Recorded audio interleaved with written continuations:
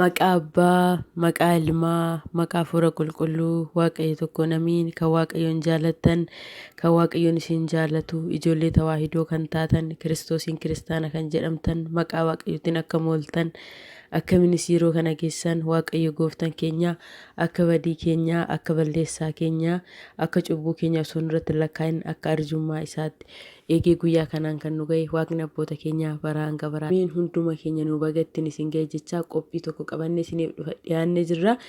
Qophichillee qophii diraamaatii. Qopheessitoonni qophii kanaa Mastuu Walatta Iyesuus, Tigist Walatta Iyesuusii fi Faanosii Walatta Tsaadiq irraa mata dureen diraamicha keenyaa yommuutiyyuu namni nama abaaru abaaramaadha kan jedhu ta'a.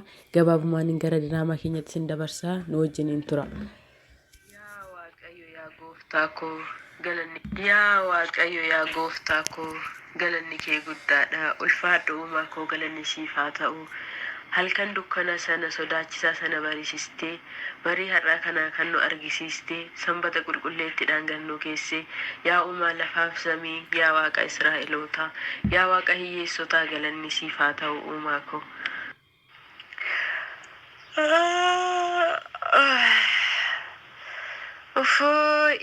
Har'a immoo sanbata sanii iddira sanan deema ka'ee buna dafifadhe maal abboo qeessonni ashaagatte waanuma haasoftu hin beektu. Ijoollee mee deemaa bishaan naa waraabaa sinaa fi Waaqni lafaayi. Biyyee irra ciisaa inuma raftu duut sinirra haa raftuun kaatani. Akkam bultan armee maali ganamaan maal oltu rakkootu jira moo harri bee sanbata qulqulleettidha gara mana qulqullummaa deemna. Har'a xoofoo abbaa keenyaa bu'ee gabra manfas quddusii miti isinoo haa deemnu armee. Nagaa bultanii maatii koo akkam jirtu? Nagaa keessanii miti fayyaadha. Anoo nagaa kooti galata Waaqayyo. Rabbi yaa ulfaatu kunoo barii kana nu argisiise. Harmee koo maal ajajamoo osoo gara mana qulqullummaan deemin har'a sanbata qulqulleettidha galanni Waaqayyo dhafaa ta'u kunoo guyyaa har'aa kan argin. Maal isinii hojjedhu? Nan badee. Surma dhaltu naxala gurratti kaate ka. Yoo isin deemtan eenyutu mana eegaa? Eenyutu riyyaasa? Mana kana hin deebinaa qe'ee kana gattanii. Tokkichi keessan kotte kana bakka na fudhate deeman agartanii. Nan badee anaa dhabuuntu. Harmee manni keenya kanaa miti. Kun kaffoon keessa jiraannudha. Manni keenya boruu kan nuuf kennamee homtuu nurraa fudhatamne mana qulqullummaati. Kuni ergisaadha. Horiis immoo homtuu hin tuqu hin yaadda'ini. Beenu mana qulqullummaa deemna. Ani badee. Intala dhaabi malee ergifattaniiti ati maali jettee? Mana dhidhimee kiyya guutuu keessa ture keenyaa miti jettaa surmaa ergisaadha jettee? Eenyurraan ergifadhime natti asim. Huyya gudii. Harmee jecha koo dogongoraan hin fudhatin. Akkas jechuu koo miti. Manni biyya lafaa kun nuuf ergisaadha. Gaafa gooftaan keenya Yesuus Kiristoos deebi'ee dhufu gannee keessa deemna. Kanaaf manni biyya lafaa kun keenyaa miti. Jedhee qulqulluun Phaawulos nu barsiisa. Yee? Kun beekanaadha taarikiidha. Qarqara kun yoom ga'ee miti. Intala nana nama gumaa nan godhin ganamaan dubbii kana kaaste narraa deemii fuuldura kootii deemii sin jedhee deemi. Sunumaa dhaltuun qaaraa Waaqa nyaatte waanuma qeessin sin barsiistuun beeku ani. Lammata bataskaanan deema jettee kottee kee kaastee dheessi cabsa sitti meera kinoo dhageecheerta.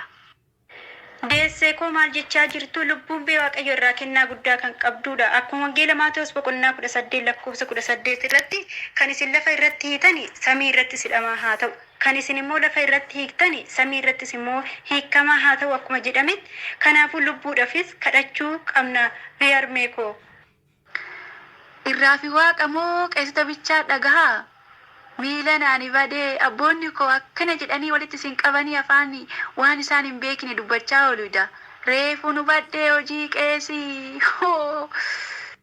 Harmee maaloo jecha koo akkana jedhutti hubadhu faallaa fudhachaa jirta.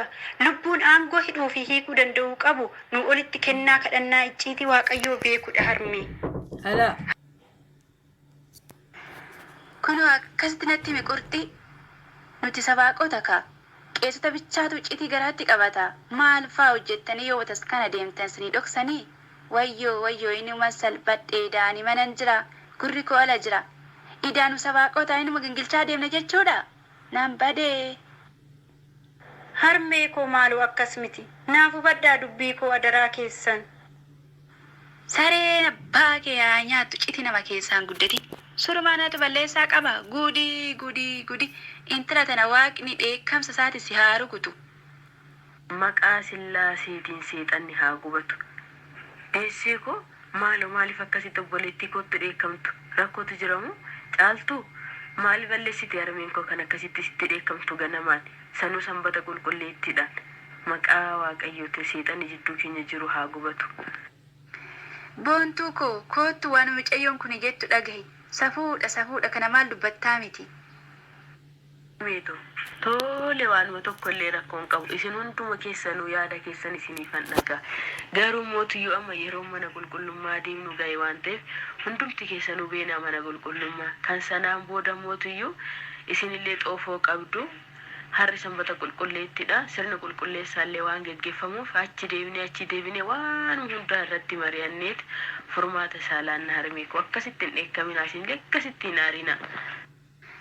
Tole sareetiya boontu koo hunduma beektuu hubattuutiyya qabbanooftuu koo ani garuma kootitta si baadhee garuu tana waan abidda godhee uumeef hin beeku bicha.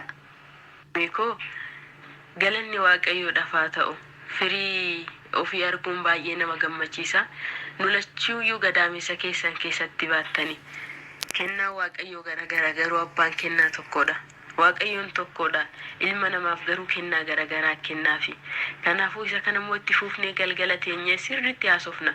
Amma hundumti keessanuyyuu beenaa gara mana qulqullummaa.